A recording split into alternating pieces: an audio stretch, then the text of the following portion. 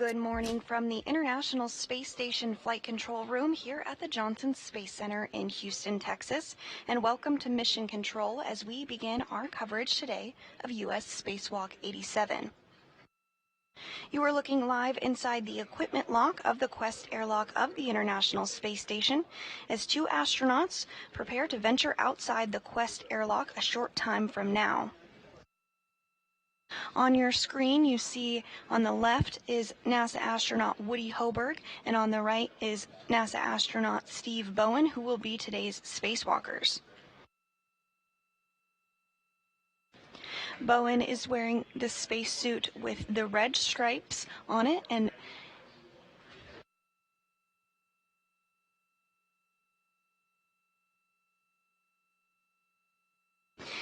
again, Bowen is on the right side of your screen and will be wearing that spacesuit with the red stripes, and Hoburg is on the left and is wearing the unmarked suit today.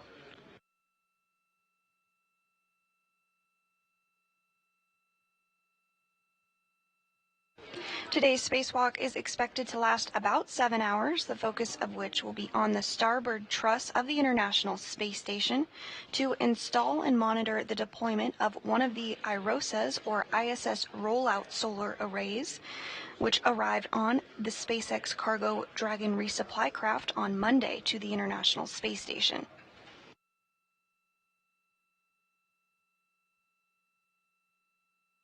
Today's spacewalk is the 264th in support of space station assembly, maintenance, and upgrades.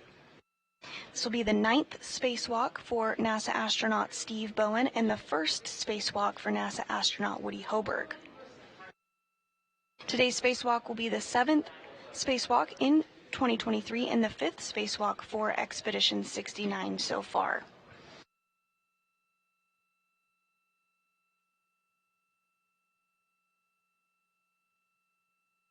What you're seeing on the screen here is the crew as they continue to step through procedures ahead of stepping out of the airlock a little later this morning. Right now they're completing in-suit light exercises. You can see them moving their legs and hands slightly. These movements help acclimate the crew's bodies to the lower pressure of the spacesuit and purge excess nitrogen from their blood slowly. This is required to avoid getting the bends or decompression sickness.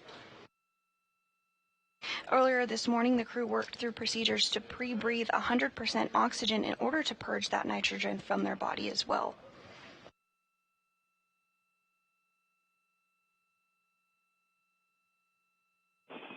Pause exercise, rest 1 minute.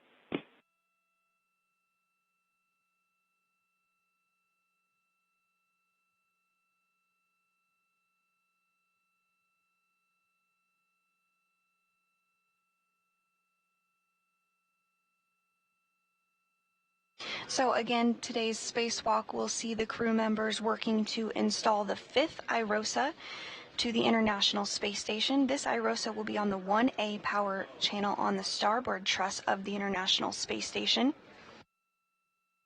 And on June 15th, we'll have an additional spacewalk to install the array on the 1B power channel.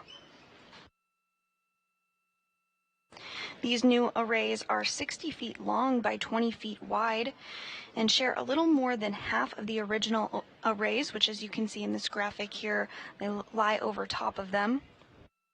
Each new IROSA will produce more than 20 kilowatts of electricity, and once all... Resume exercise, cycle 10. This is the last cycle.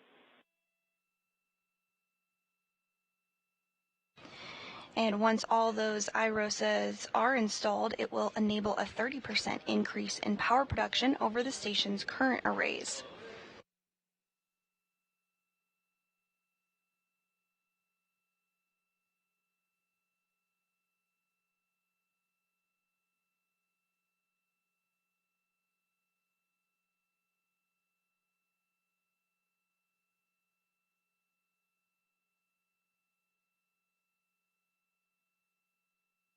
Continuing to get some good views of the crew on board the International Space Station as they step through those in-suit light exercise activities.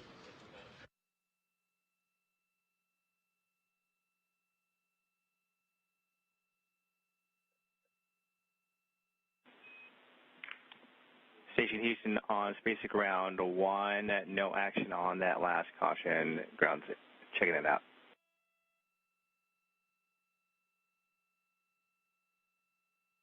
Station copies, no action on that caution message.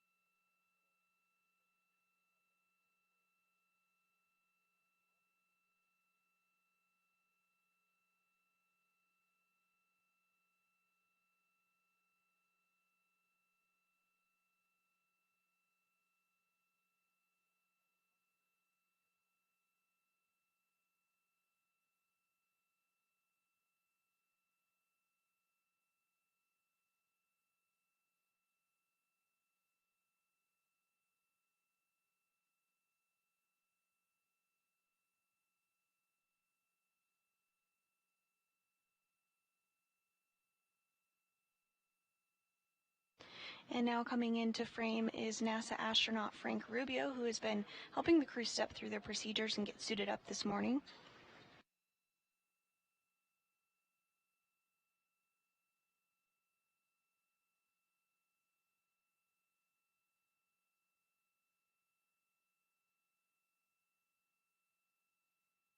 Rubio is in the midst of a long-duration spaceflight. By the time he lands this September, he will have spent the longest single time in space by an American astronaut, having accumulated 371 consecutive days aboard the International Space Station.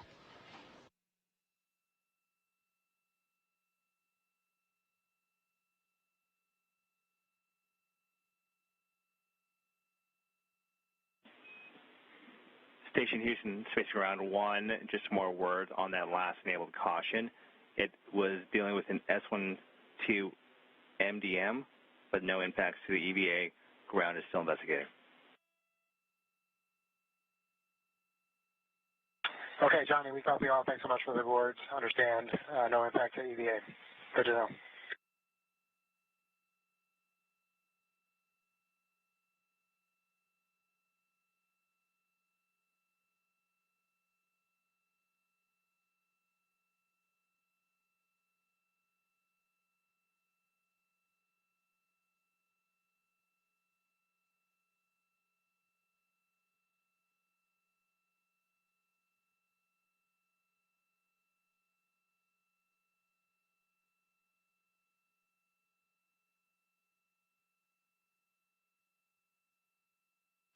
The crew is continuing to work through their in-suit light exercises.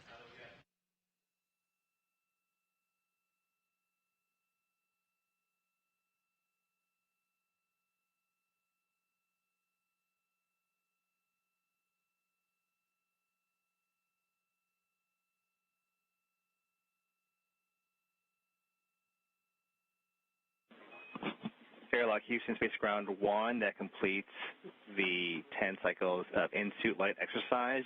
You are go for step 5 in the EMU pre-breathe.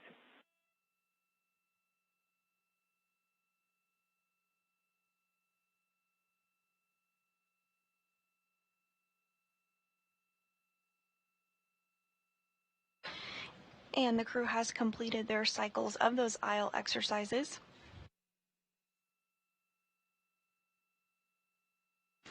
The next steps for them will include continuing to step through procedures ahead of depressurization, part of which will include getting their SAFERs, or Simplified Aid for EVA Rescue, installed on the back of their spacesuits. The SAFER is essentially a jetpack that could be used in the very unlikely situation that a crew member were to become untethered. Johnny, we copy. Go for 5. Thanks so much.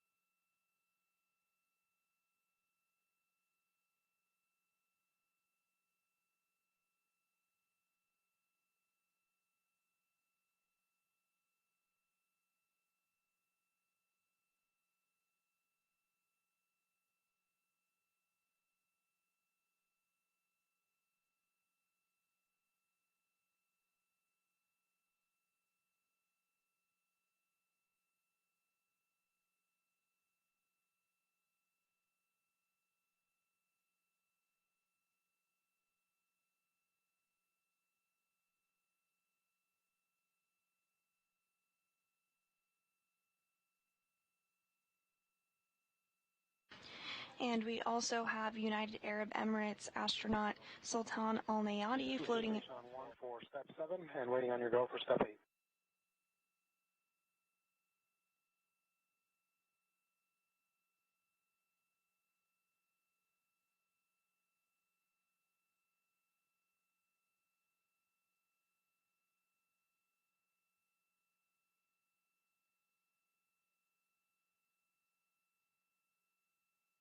Again, both Rubio and Al Nayati helping to step through procedures with the crew as they continue preparations to exit the Quest airlock later this morning. Frank, step 8 is in work. It's going to take about 10 minutes. Your go to proceed in step 9. We'll let you know when step 8 is complete. I'm sorry, step 7. We'll let you know when step 8 we'll leave echoes on and proceeding with step 9.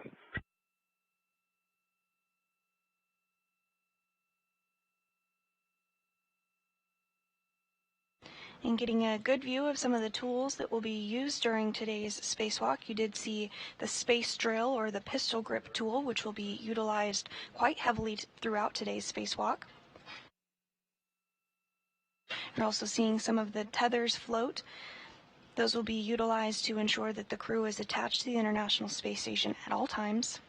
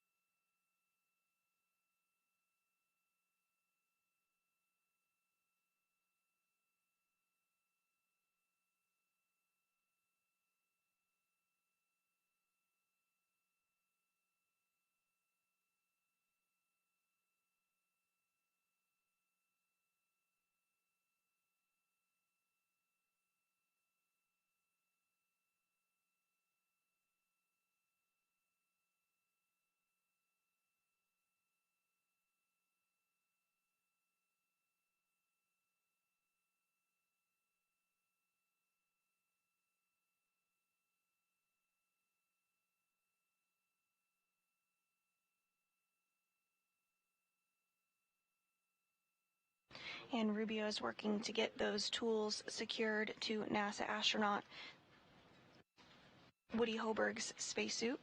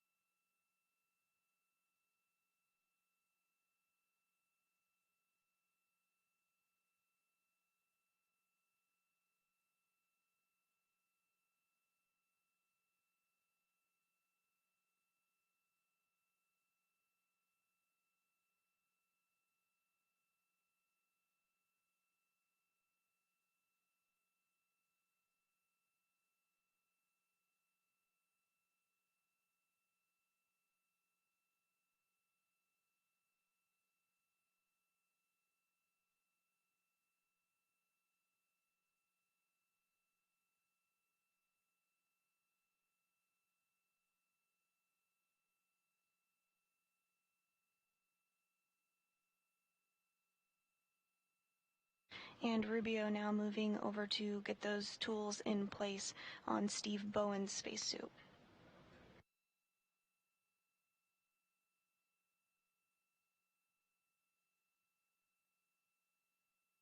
And he's being assisted by UAE or United Arab Emirates astronaut Sultan Al Nayati. Al Nayati's on the left of your screen and Rubio's on the right.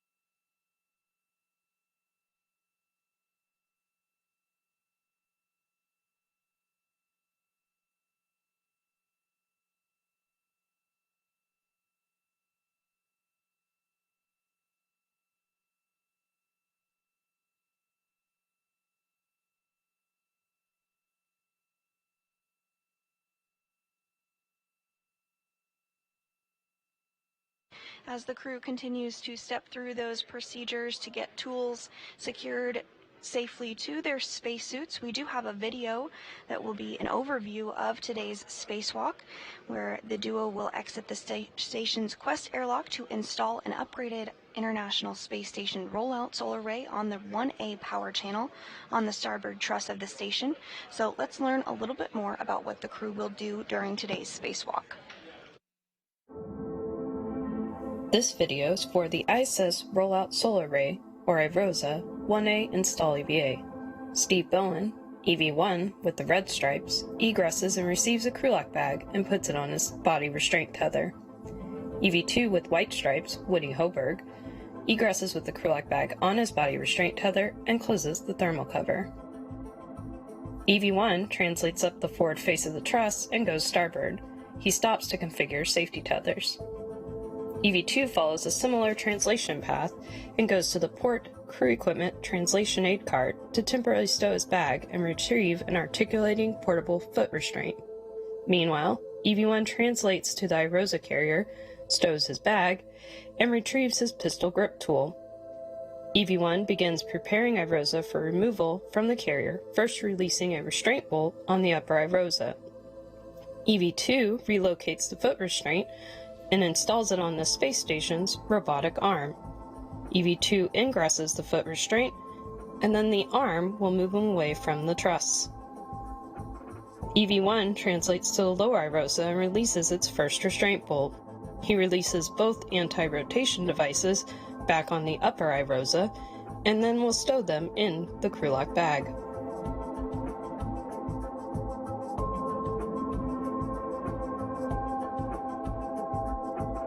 On the robotic arm, EV2 is flown over to access two sets of bolts on the boom end of the upper IROSA. The first two bolts will allow the boom deployment system rollers to be moved into place to help with the array deployment later in the spacewalk. The second two bolts will release two of four mechanisms that hold the IROSA in its rolled-up configuration. EV1 partially releases the upper IROSA's restraint bolt and installs the first of two handling aids called scoops and prep for removing IROSA from the carrier. The arm flies EV2 over to the hinge end of the upper IROSA, and both crew members work to release the final bolt holding it to the carrier. EV1 installs a second scoop, and EV2 lifts the IROSA off of the carrier.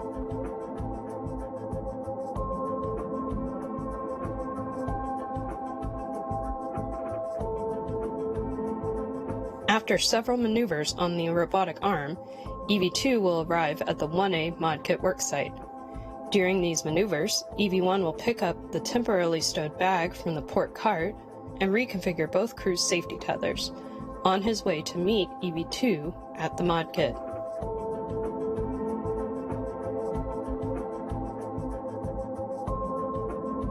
Both crew will then work to install IROSA onto the 1A mounting bracket.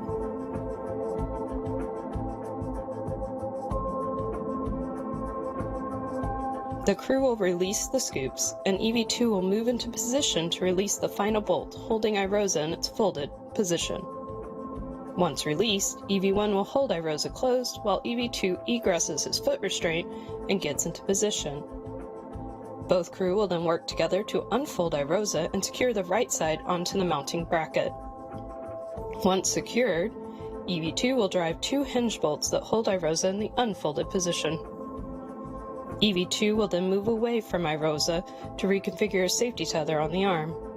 EV1 works to drive 8 bolts to fully secure the IROSA to the mounting bracket.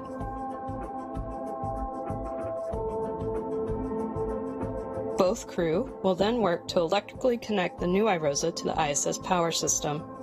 They'll first attach 4 connectors to IROSA, then both will move to either side of the legacy array to disconnect the old array and connect a Y cable. This will allow power to flow from both the new IROSA and the legacy array to the space station power system.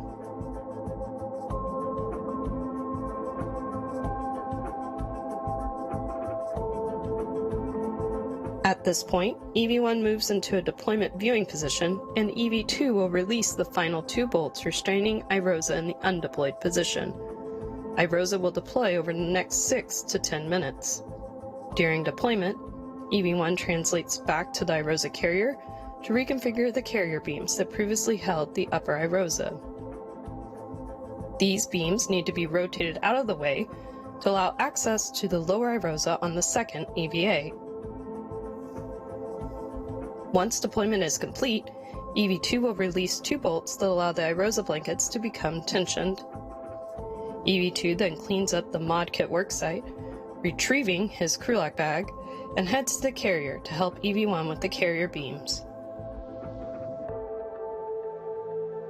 The crew members will work together to release the bolts holding the beams in place. Then they will rotate the beams out of the way and secure them back down. This is the last task in the first EVA.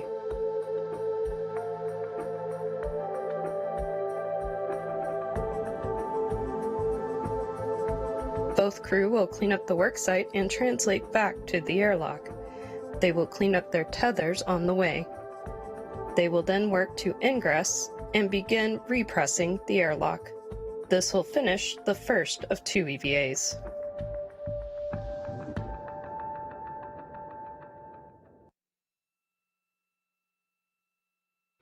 And that was an overview of what we can expect during today's spacewalk. On your screen here on the top right, you see NASA astronaut Frank Rubio continuing to step through procedures to get the crew ready to head out of the airlock later this morning. And towards the lower left of your screen, you see United Arab Emirates astronaut Sultan Al Nayati. He's working alongside Rubio to prepare to get the simplified aid for EVA rescue or SAFER installed.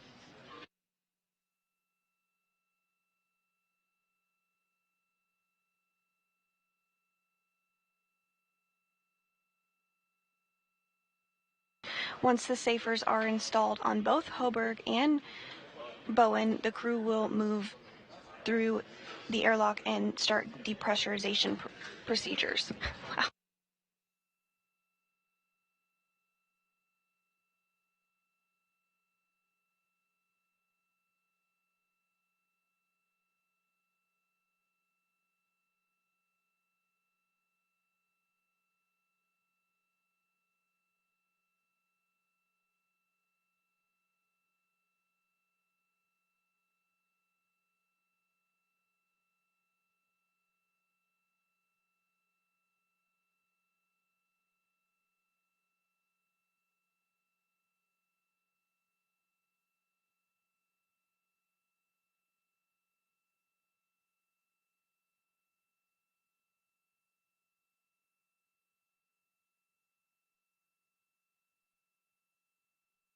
Copy, Frank. 0009.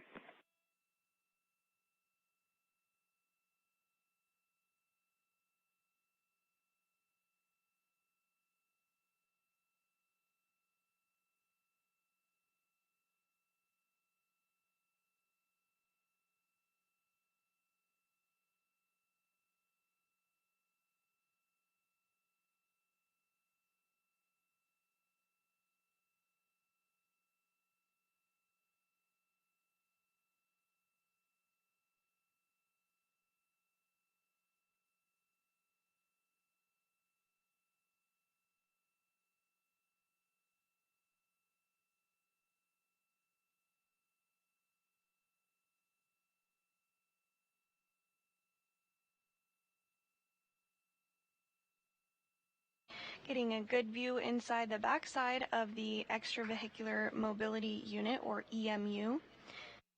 Those are the spacesuits that the crew will be wearing during today's spacewalk. They're essentially a mini life support system and provide all of the environment protection, mobility, and communications for the crew members during spacewalks.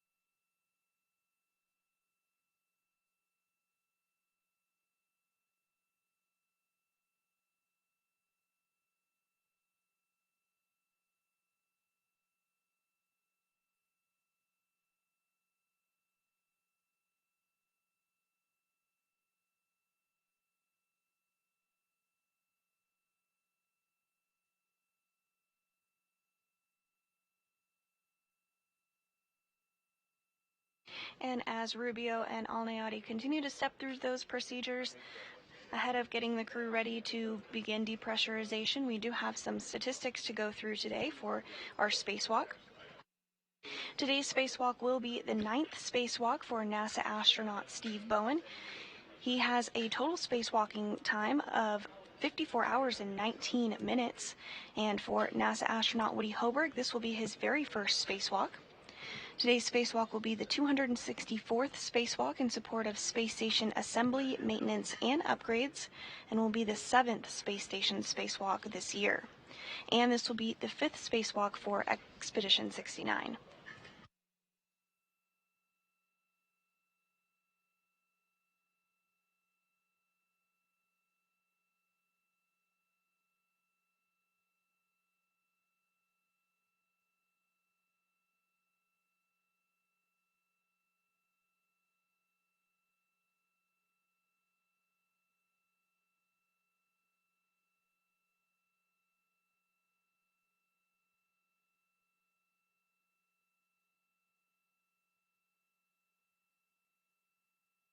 To the station on 1 for step 11, time 1214. And we copy, Frank.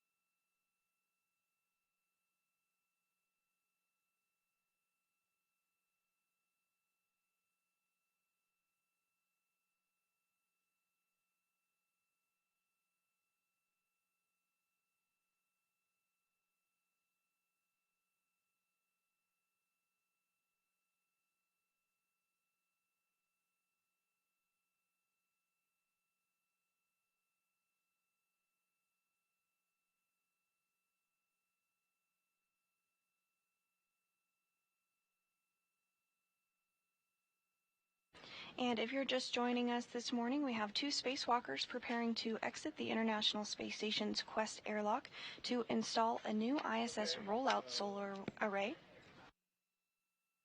Those spacewalkers are NASA astronaut Steve Bowen, who you see in the center of your screen there. Station on 1 for step 18, extended canisters are 0022 and 0020. And copy, Frank. Good numbers.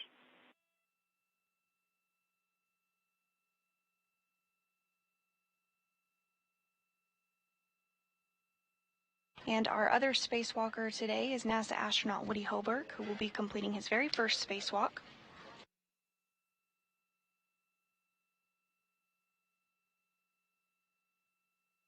Also in the equipment airlock is NASA astronaut Frank Rubio, as well as United Arab Emirates astronaut Sultan Al Nayati. They're continuing to step through procedures with the crew ahead of getting them into the crew airlock for the depressurization sequence.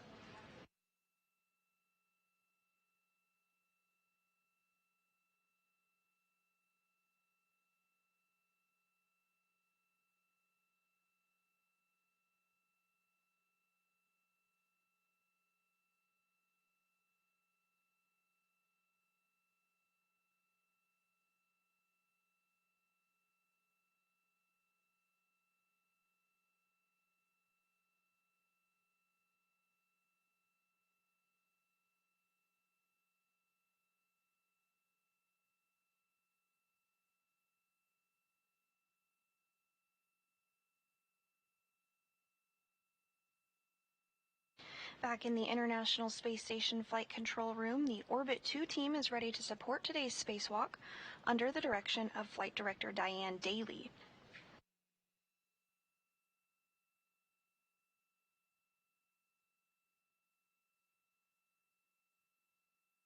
Station on 1 for step 21, time 1218.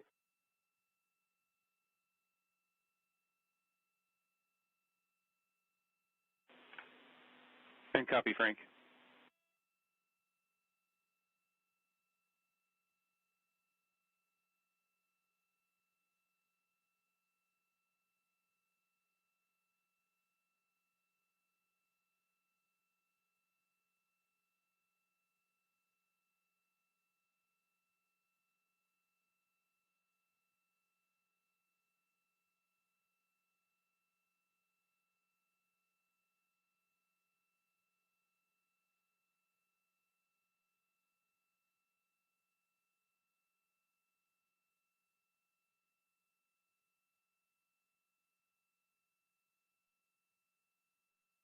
In addition to Flight Director Diane Daly, the rest of the Orbit 2 team is supporting here from Mission Control Houston as well.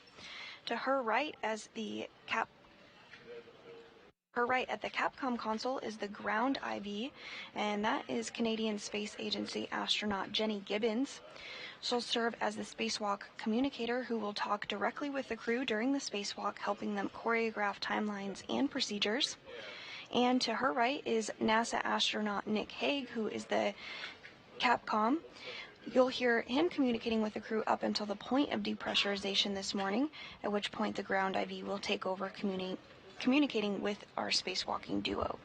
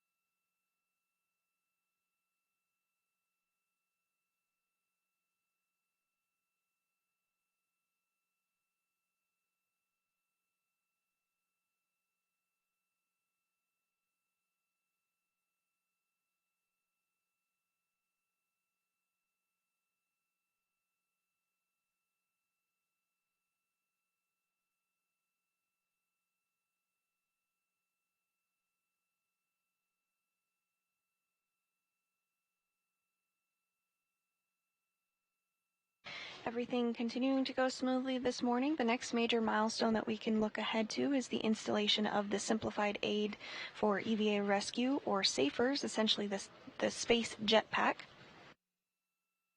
This is installed as a precautionary measure in the very unlikely event that a crew member were to become untethered from the International Space Station.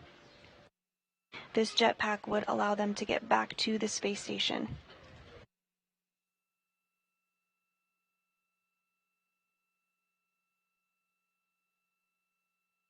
Following SAFER installation, we can look ahead to depressurization.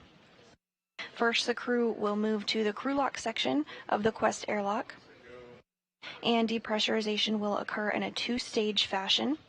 First, the crew lock will be taken down to 5 pounds per square inch of pressure. At this point, they'll pause depressurization to do a systems check, and then Station Houston on 1.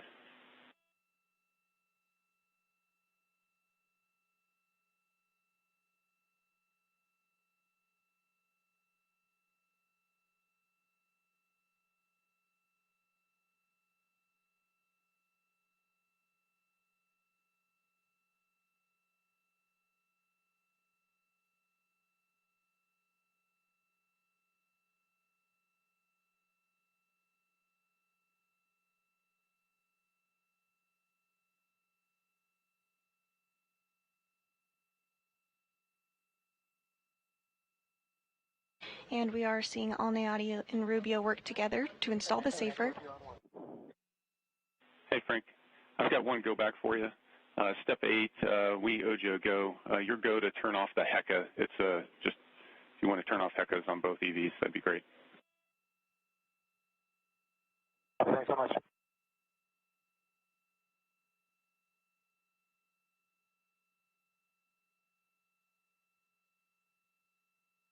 Again, Alneati and Rubio now working together to install the safer, simplified aid for EVA rescue on NASA astronaut Steve Bowen's spacesuit.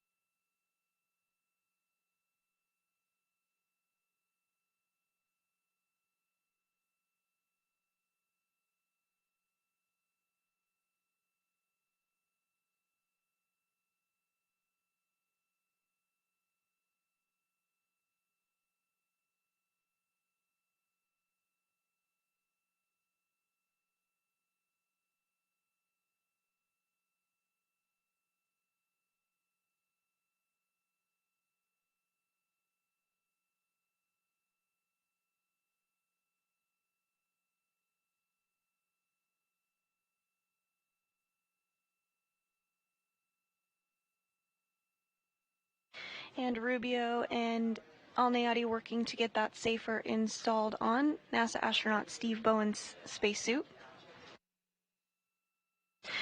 For today's spacewalk, Bowen is designated EV1, and he'll be wearing the spacesuit with the red stripes, which you can see on your screen there.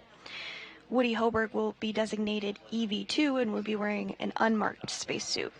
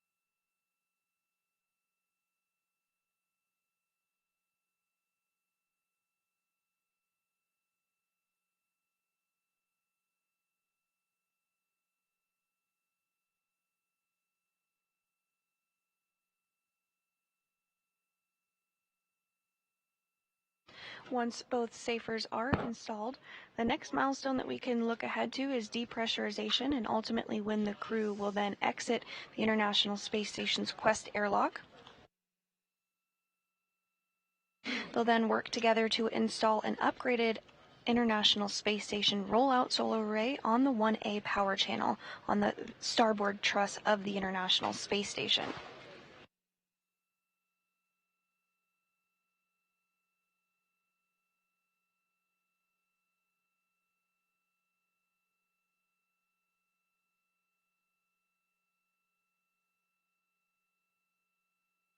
The IROSAs were delivered on a SpaceX Dragon cargo resupply craft on Monday to the space station.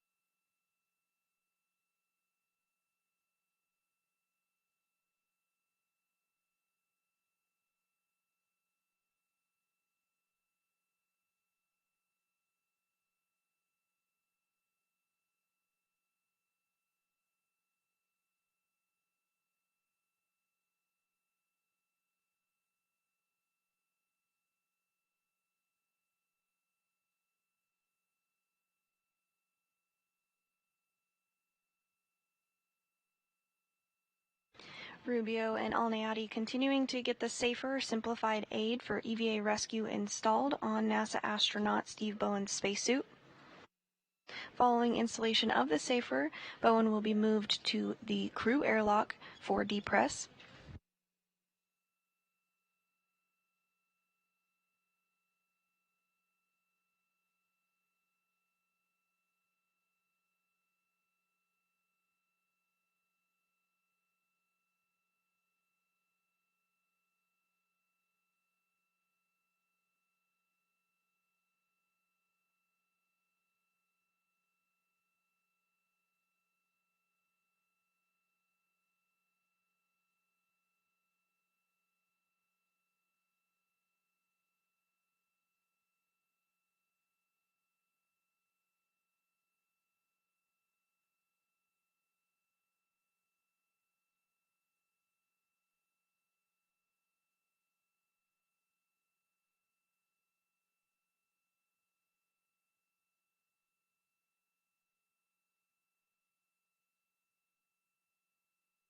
And Bowen now being moved into the crew airlock.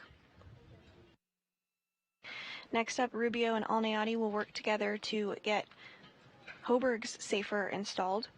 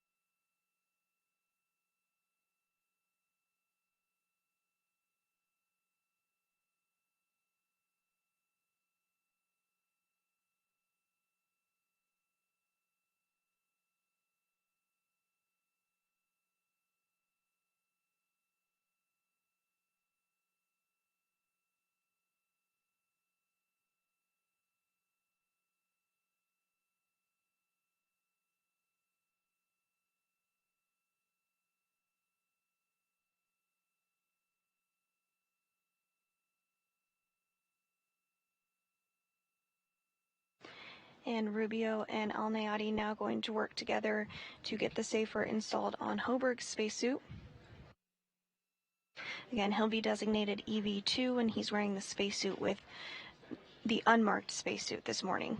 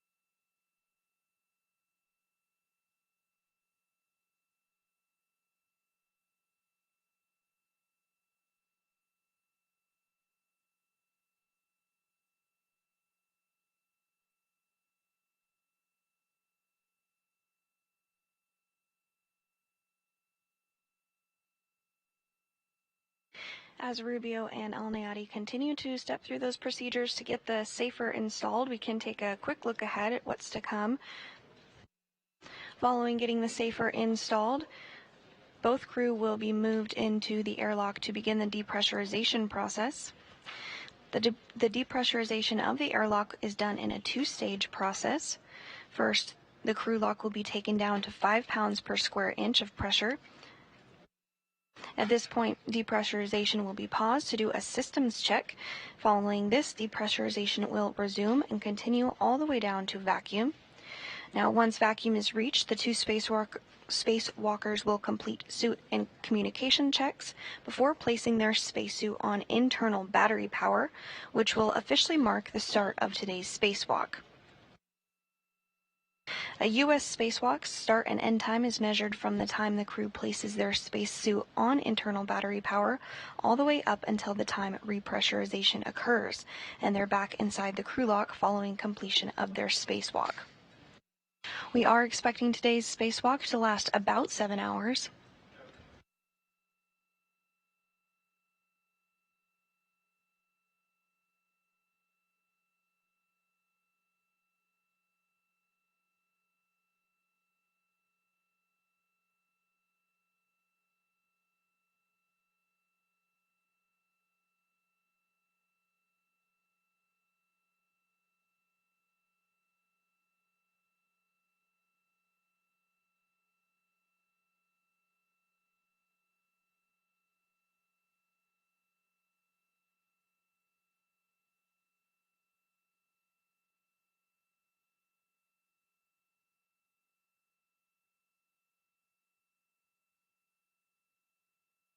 And here in Mission Control Houston, NASA Flight Director Diane Daly did just poll the team of flight controllers on console, and everything is looking good. We are go for today's spacewalk.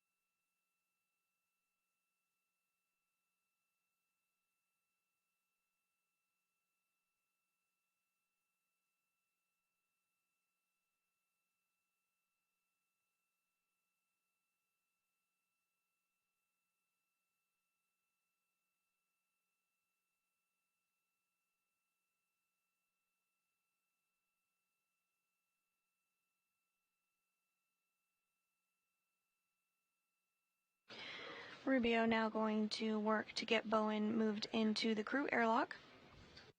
Hoburg, rather. Bowen currently is in the crew airlock already.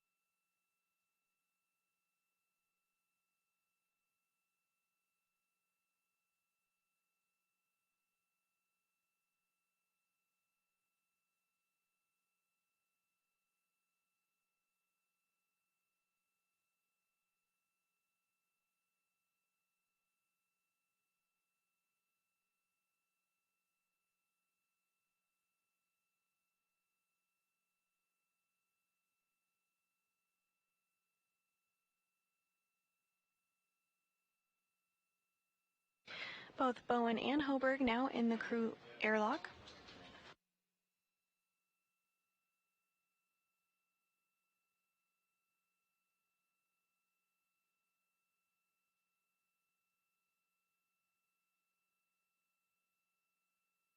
Once they get situated and everything looks good, we will see the hatch close and the depressurization process begin.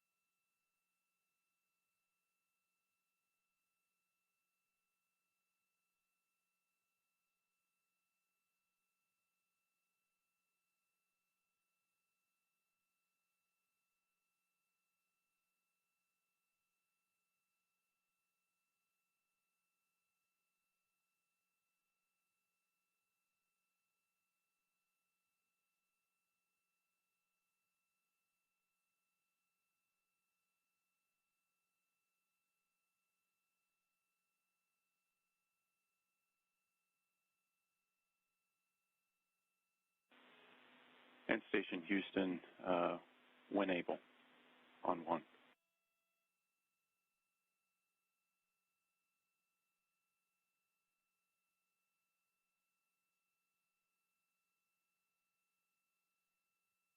Connect with you on 1. Hey, Frank, we're trying to get in front of an LOS with some ground commanding. There's a couple steps that you're going to confirm later on we'd like to do early. That's step 76 and 77.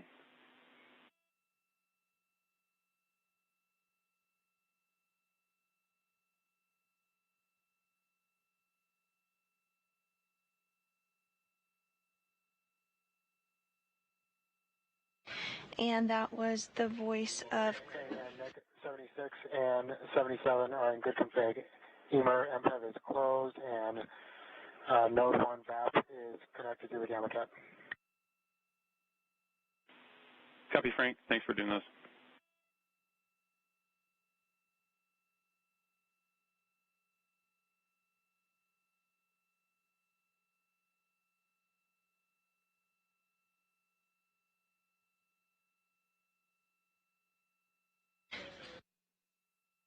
And that was the voice of today's Capcom and NASA astronaut Nick Hague, calling up to Rubio, letting him know that there is a loss of signal coming up, giving them the go to step through a couple of procedures during that LOS.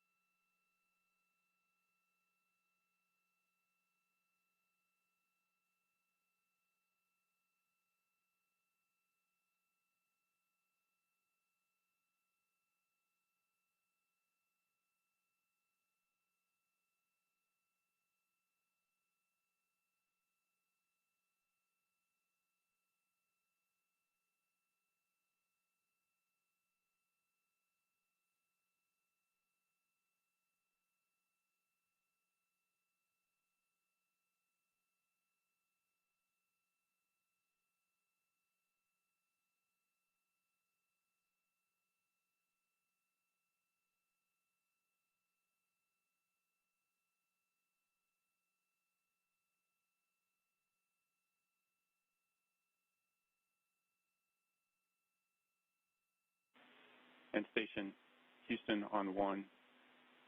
No action for you. You can acknowledge with the thumbs up. We're going to command so you go hot mic for the EV crew.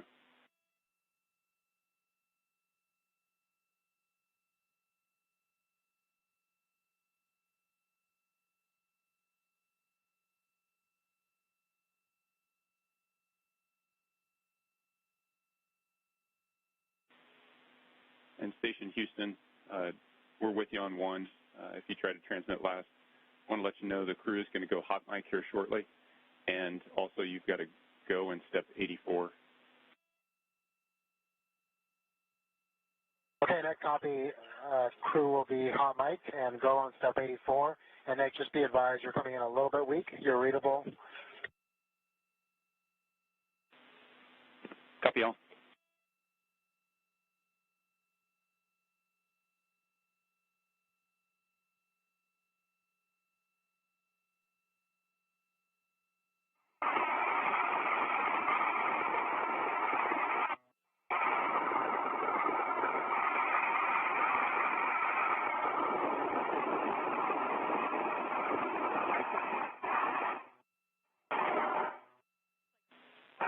And Station Houston, you are hot mic.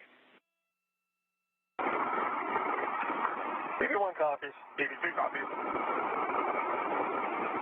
And copy, we've got a good voice, and just to let you know, we're 2 minutes out for a 12-minute LOS, and you are prime IV, and you're go to press.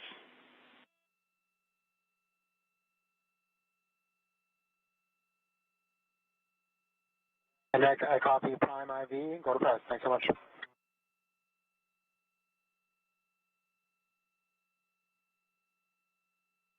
And we did just hear that confirmation from the ground that the crew is go to continued depressurization. First up, they'll close the hatch, which Alnayati and Rubio are working together to do, so you can see on your screen.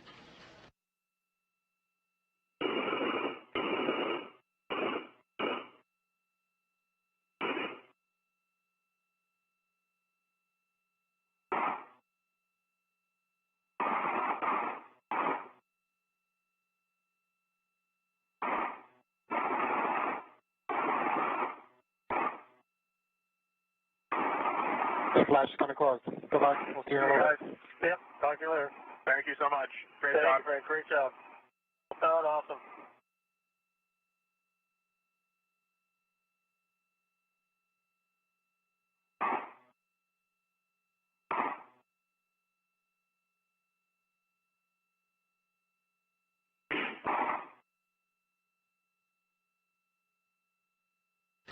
And you did see that hatch just get closed.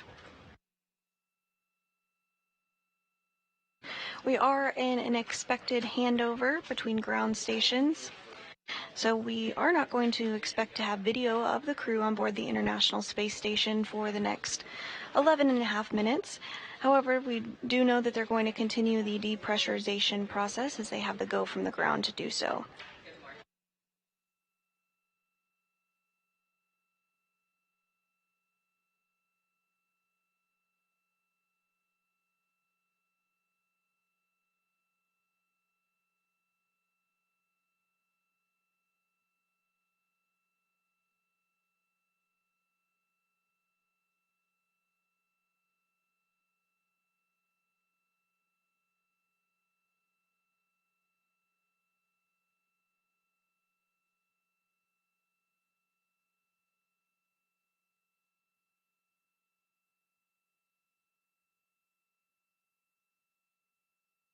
And if you're just joining us this morning, we have 2 spacewalkers who are suited up and in the process of working through depressurization procedures.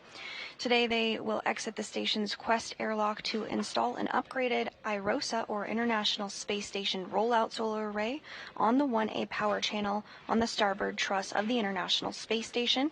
We do have an animation to walk us through what we can expect our spacewalkers to complete today, so let's take a quick look. This video is for the ISS Rollout Solar Array, or IROSA, 1A install EVA. Steve Bowen, EV1 with the red stripes, egresses and EV2 with white stripes, Woody Hoburg, egresses with the crew lock bag on his body restraint tether and closes the thermal cover. EV1 translates up the forward face of the truss and goes starboard. He stops to configure safety tethers. EV2 follows a similar translation path and goes to the port crew equipment translation aid cart to temporarily stow his bag and retrieve an articulating portable foot restraint. Meanwhile, EV1 translates to the IROSA carrier, stows his bag, and retrieves his pistol grip tool. EV1 begins preparing IROSA for removal from the carrier, first releasing a restraint bolt on the upper IROSA. EV2 relocates the foot restraint and installs it on the space station's robotic arm. EV2 ingresses the foot restraint, and then the arm will move him away from the truss. EV1 translates to the lower IROSA and releases its first restraint bolt. He releases both anti-rotation devices back on the upper IROSA, and then will stow them in the crew lock bag.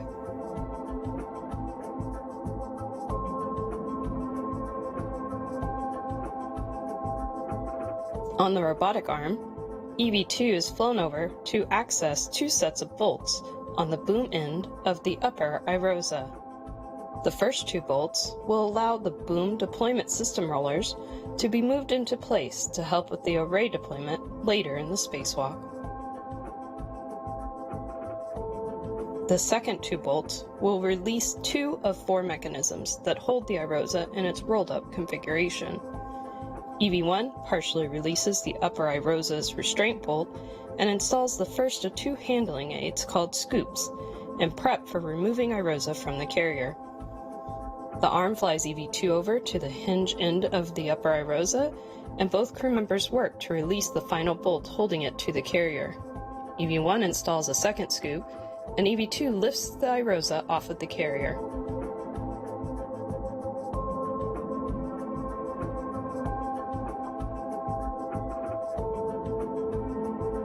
After several maneuvers on the robotic arm, EV2 will arrive at the 1A modkit worksite. During these maneuvers, EV1 will pick up the temporarily stowed bag from the port cart and reconfigure both crews' safety tethers, on his way to meet EV2 at the modkit.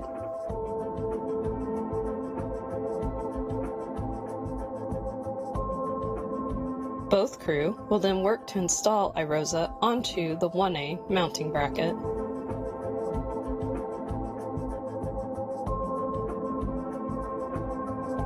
The crew will release the scoops, and EV2 will move into position to release the final bolt, holding IROSA in its folded position. Once released, EV1 will hold IROSA closed while EV2 egresses his foot restraint and gets into position. Both crew will then work together to unfold IROSA and secure the right side onto the mounting bracket. Once secured, EV2 will drive 2 hinge bolts that hold iROSA in the unfolded position. EV2 will then move away from iROSA to reconfigure a safety tether on the arm. EV1 works to drive 8 bolts to fully secure the iROSA to the mounting bracket.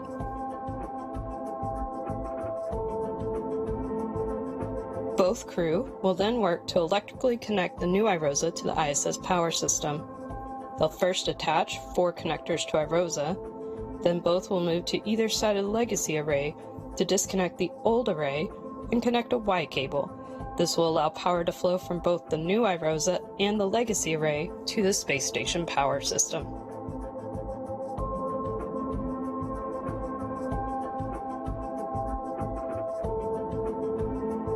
At this point, EV1 moves into a deployment viewing position, and EV2 will release the final 2 bolts restraining iROSA in the undeployed position. iROSA will deploy over the next 6 to 10 minutes. During deployment, EV1 translates back to the iROSA carrier to reconfigure the carrier beams that previously held the upper iROSA. These beams need to be rotated out of the way to allow access to the lower iROSA on the second EVA. Once deployment is complete, EV2 will release 2 bolts that allow the iROSA blankets to become tensioned. EV2 then cleans up the mod kit worksite, retrieving his crew lock bag, and heads to the carrier to help EV1 with the carrier beams. The crew members will work together to release the bolts holding the beams in place. Then they will rotate the beams out of the way and secure them back down. This is the last task in the first EVA.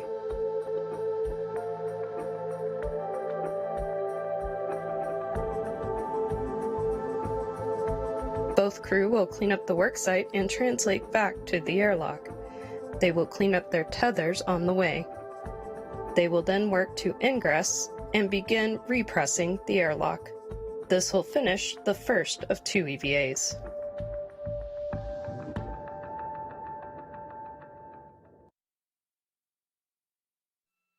And that is a high-level overview of what we can expect from today's spacewalk.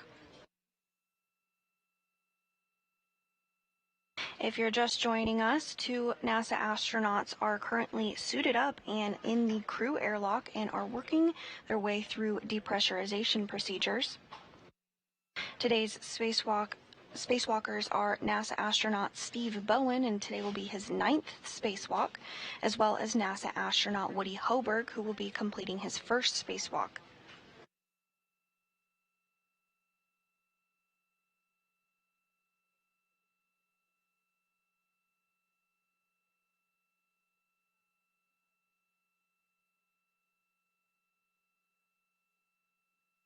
Bowen and Hoburg will venture outside for a spacewalk expected to last about 7 hours today, the focus of which will be on the starboard truss of the International Space Station to install and monitor the deployment of one of the iROSAs, or ISS Rollout Solar Array, both of which were delivered on a SpaceX Cargo Dragon resupply vehicle on Monday to the space station.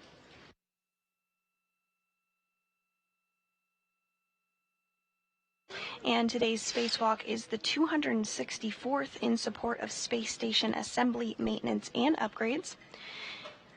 This is the 7th spacewalk in 2023 and the 5th spacewalk for Expedition 69. As we mentioned, it's the 9th spacewalk for Bowen, who has a cumulative spacewalking time of over 54 hours across 8 previous spacewalks.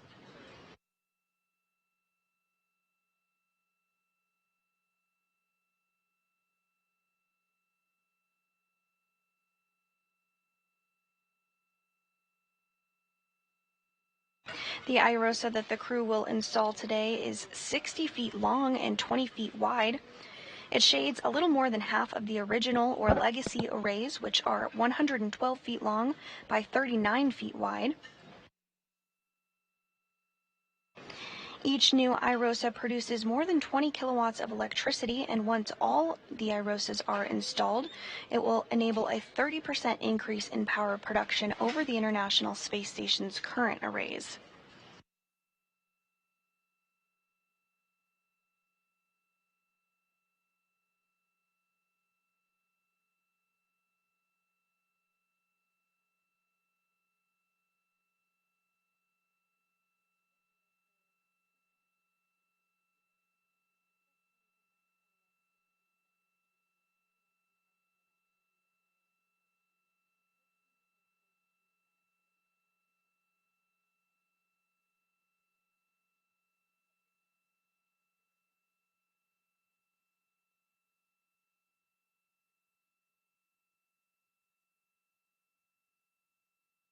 And we are in a loss of signal period as we have a handover between satellites. However, we are expecting communications and video to be back here in less than a minute. During this loss of signal period, the crew has been stepping through procedures in order to work through depressurization of the airlock. This is done in a two-stage process. First, the crew lock goes down to 5 pounds per square inch of pressure, at which point that depressurization will be paused to do a systems check. And then following this, depressurization will resume to bring it all the way down to the vacuum. Now, once that vacuum is reached, the two spacewalkers will complete some additional suit and comm checks before placing their spacesuit on internal battery power, officially marking the start of today's spacewalk.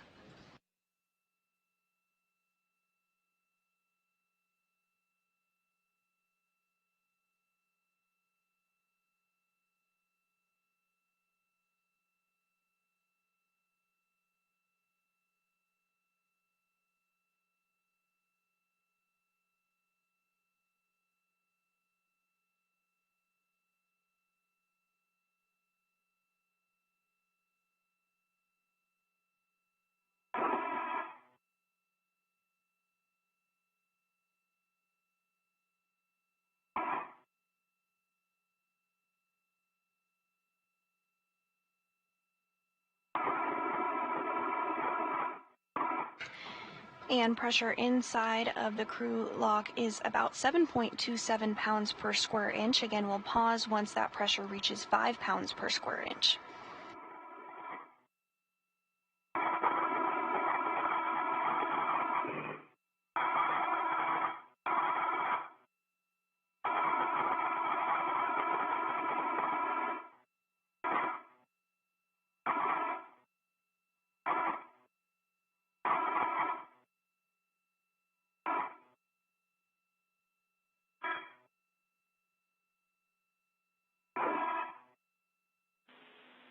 And Station Houston on 1, we're back with you, voice only.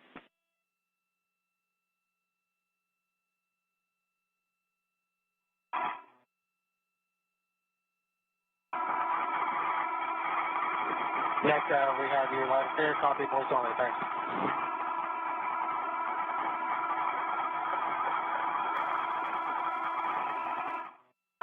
And Stephen, what do you guys copy? You have about 100 millimeters of mercury to go. If you want copy. Yep, Frank, I copy. I see airlock P 6.5. Yep, I agree.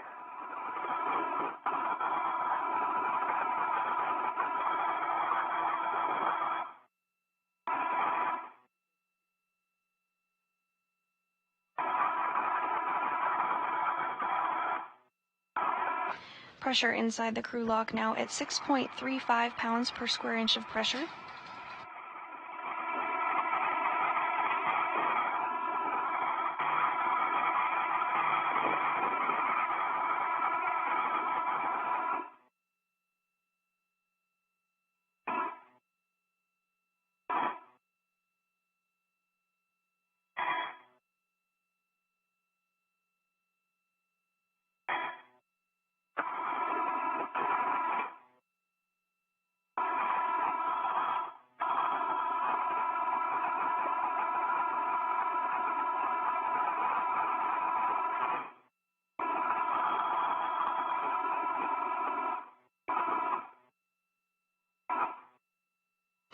Now less than 6 pounds per square inch of pressure inside the crew lock.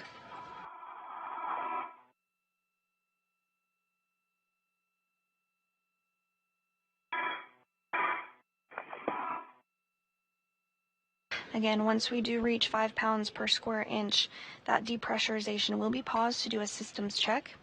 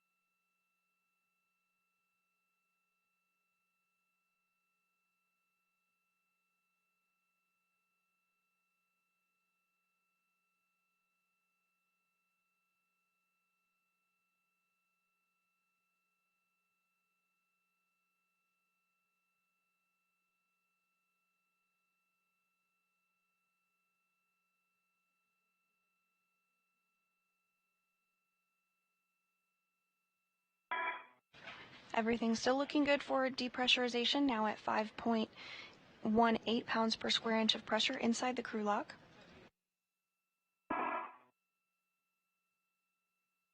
Woody, the next action is going to be for you. We have about 10 to go. I copy, Frank, standing by.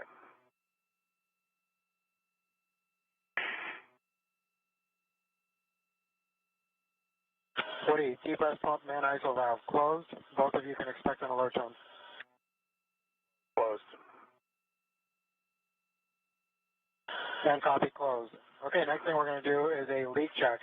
So you'll both take your switch display status until leak check question mark is displayed. Hold that for 2 seconds, and then follow the displayed instructions. In work, UV1. UV2 in work. And pressure inside the crew lock is now at 5 pounds per square inch of pressure. So you did hear those words about the systems check that are occurring now. Following the systems check, depressurization will resume and continue all the way down to vacuum. And once vacuum is reached, the 2 spacewalkers will complete some additional suit and communication checks before they place their spacesuit on internal battery power, officially marking the start of today's spacewalk. And following this, the crew will, of course, exit the airlock and begin working to get that IROSA installed.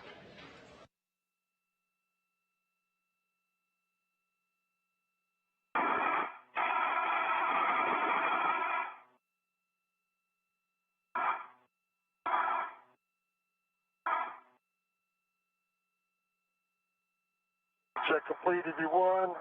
Moving to EVA. That'll be a minute. Same for EV2. Copy, good leak check for both. Good news. And then correct, you both want your O2 actuators to EVA. Let me know when that's complete. EV2's in EVA. EV1's in EVA. The O2 actuator EVA for both Woody and Steve. Nice job. Woody, you're going to take the depress pump man ISO valve to open. Both of you can expect an alert tone. Copy. Press pump man ISO valve is open.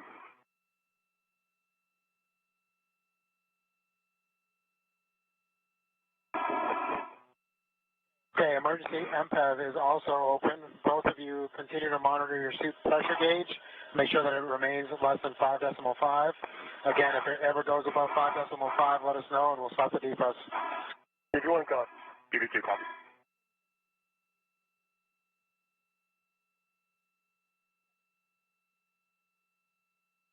Woody, the next action will be at 2 PSI. Copy, I see it. And those system checks looking good. Depressurization is continuing as expected.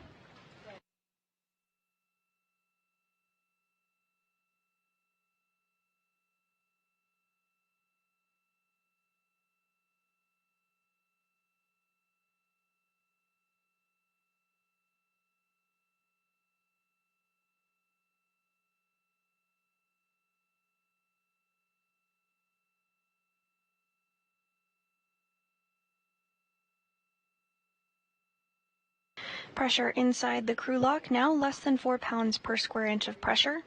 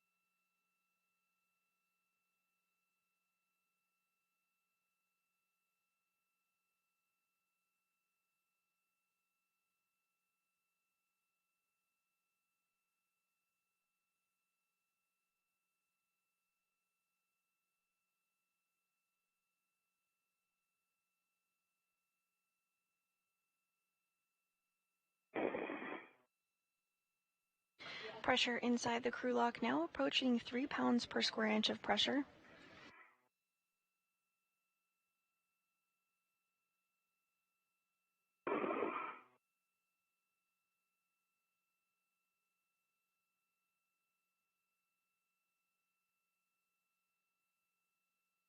And we are getting a view back inside of the equipment lock here, where NASA astronaut Frank Rubio on the left and United Arab Emirates astronaut Sultan Al Nayati continue to step through depressurization procedures with Hoburg and Bowen, who are inside the crew lock. Pressure inside the crew lock now at 2.68 pounds per square inch of pressure.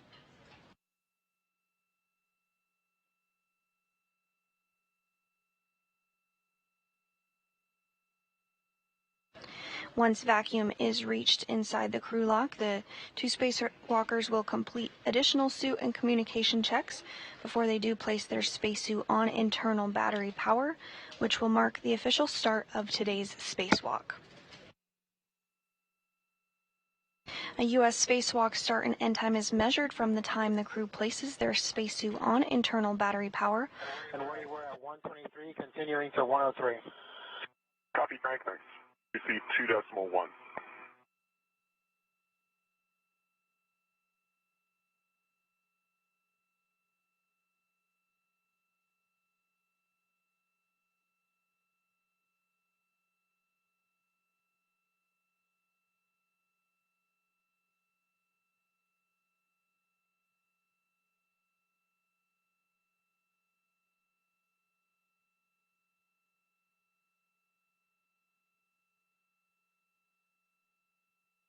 Now closing in on 2 pounds per square inch of pressure inside the International Space Station's crew lock.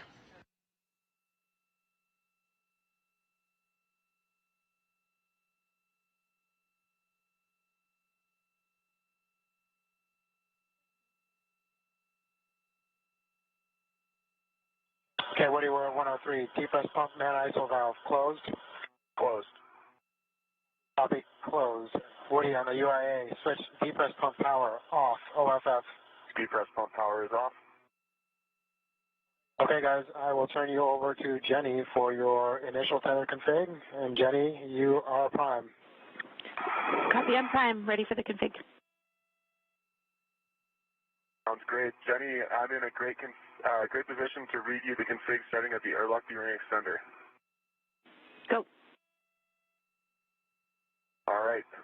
Airlock gearing extender, I have my left waist tether, gate closed, locked, block on block. The waist tether small hook is on my left gearing extender. Gate closed, locked, block on block.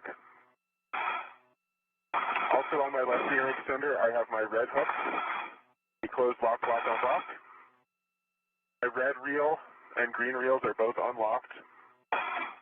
The red reel's yellow hook is gate closed, lock, block on block to my green reel.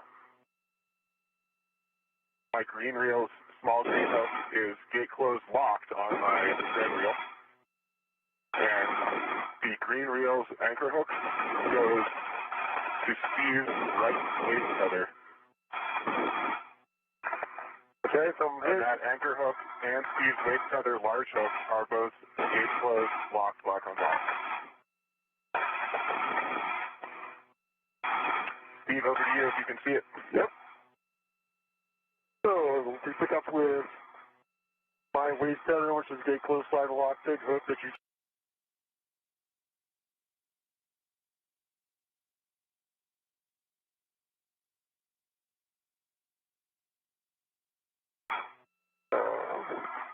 Safety tether, red hook, gate closed, slide lock on my right D-wing extender. The yellow hook is gate closed, slide lock to the green rail. Both reels are unlocked. I have the blank hook to my mini workstation. On my left-hand side, I have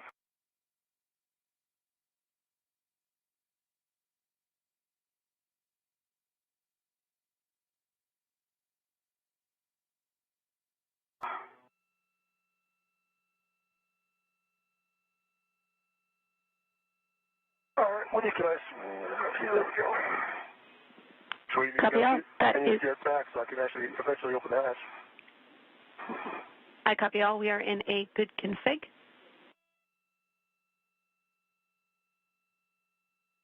Thanks so much, Jams, and good morning to you and the Orbit 2 team.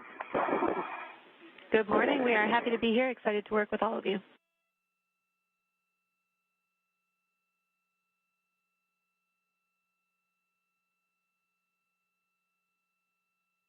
And you are now hearing the voice of Jenny Gibbons, who is the ground IV.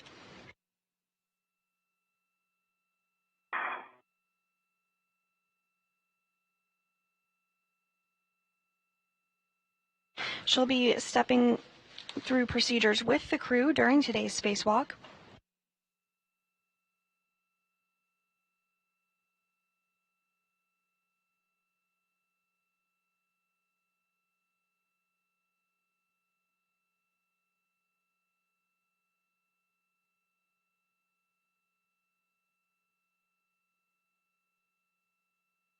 And that pressure inside the crew lock now at vacuum. Woody and Steve, we're continuing the deep press here. It'll take a couple of more minutes.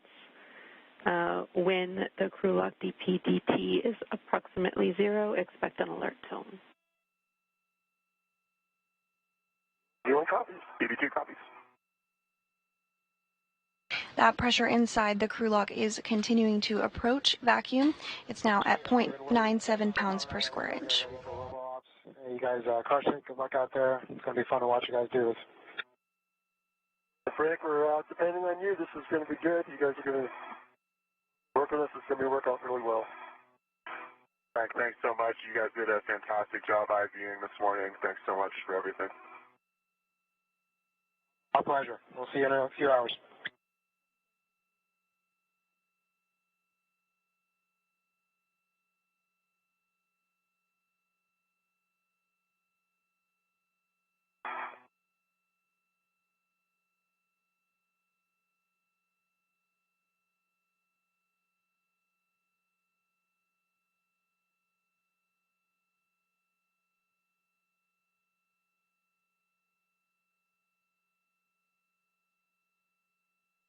Everything continuing to go smoothly this morning as NASA astronaut Woody Hoburg and Steve Bowen. Tracking around 8 or 9 more minutes down to 0.5 psi. And Jay, that makes sense watching it go very slowly. Sounds good.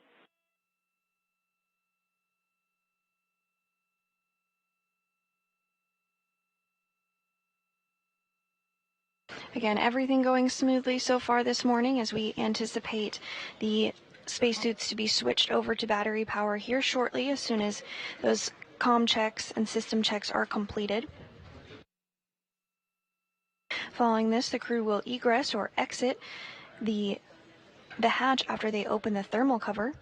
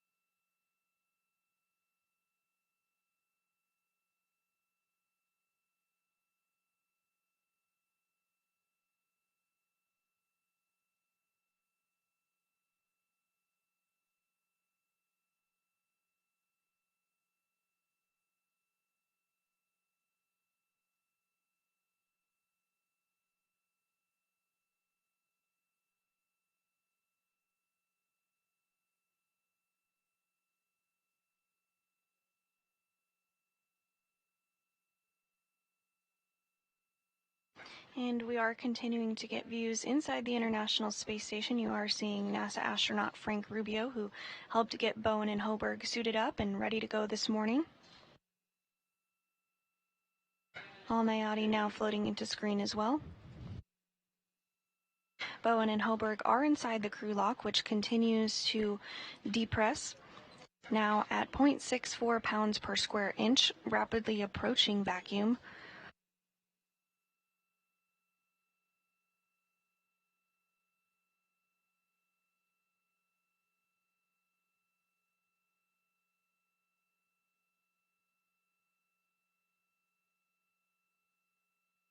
The goal of today's spacewalk is to install an upgraded IROSA, or International Space Station Rollout Solar Array, on the 1A power channel on the starboard truss of the space station.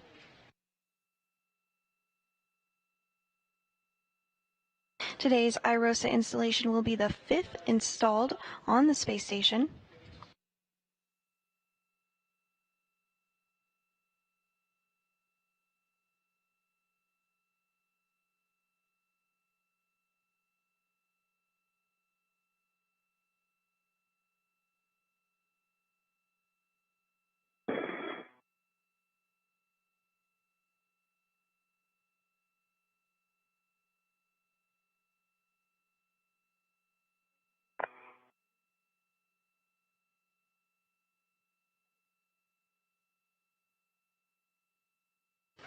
Pressure inside the crew lock now at 0.55 pounds per square inch of pressure.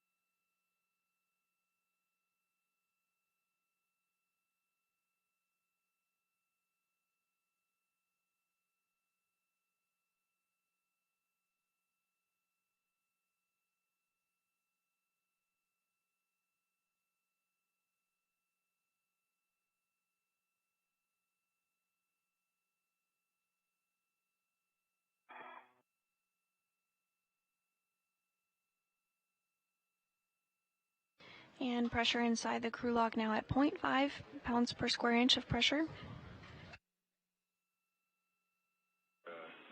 Steve and Woody, we are at 0.5 psi. You are go to verify the EV hatch gauge is less than 0.6 psi and open the EV hatch. And I see the EV hatch at 0.4. Copy, 0.4, your go. All right, getting ready to open the hatch.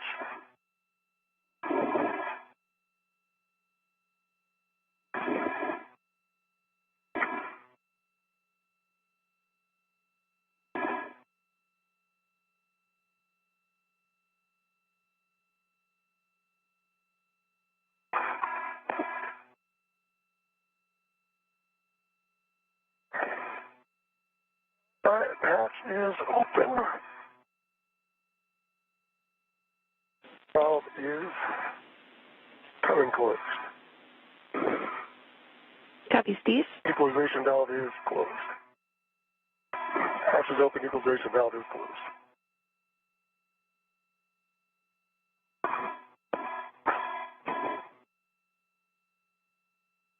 And we are hearing that the hatch is open. Pressure inside the crew lock now at vacuum. Both Hoburg and Bowen are now going to work together to egress or exit the airlock. Copy, Frank. Emergency MPEV closed. Now we are in post-depress.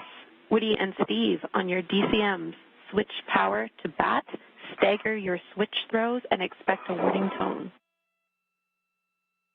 All right, EV1 power, power to battery.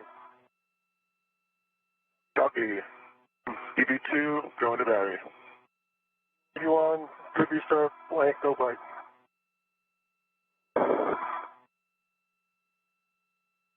EV2, good restart, blank, no bite.